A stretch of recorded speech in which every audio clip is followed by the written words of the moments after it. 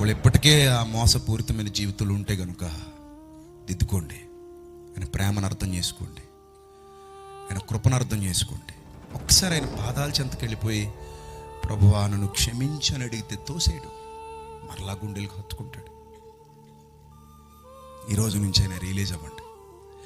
ఎన్నిసార్లు సిలువేశావో, ఎన్నిసార్లు ఆయనకు బాధ కలిగించావో, ఎన్నిసార్లు ఆయన్ని ఇబ్బంది పెట్టావో, ఎన్నిసార్లు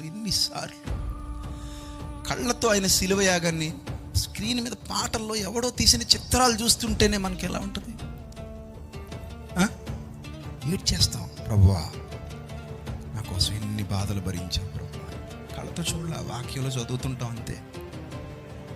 అటు ఇటు పోవారు తలలు చుచ్చు, దావీదు కుమారుడా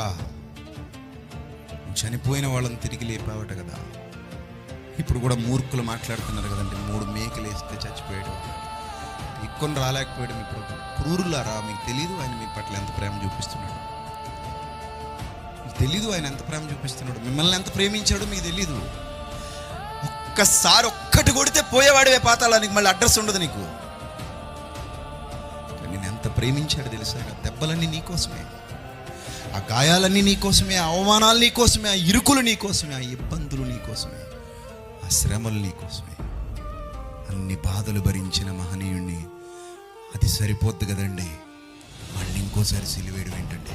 తప్పండి. మళ్ళీ ఇంకోసారి సిలివేయడం తప్పు. కాబట్టి ప్రభు తన 2 చేతులు చాచి మిమ్మల్ని పిలుస్తున్నాడు.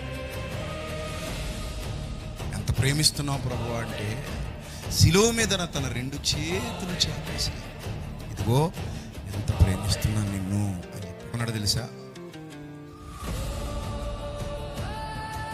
తన 2 చేతులు చాచి, నేనంటే నీకు ఎంత ఇష్టం ప్రభువా అని అడిగితే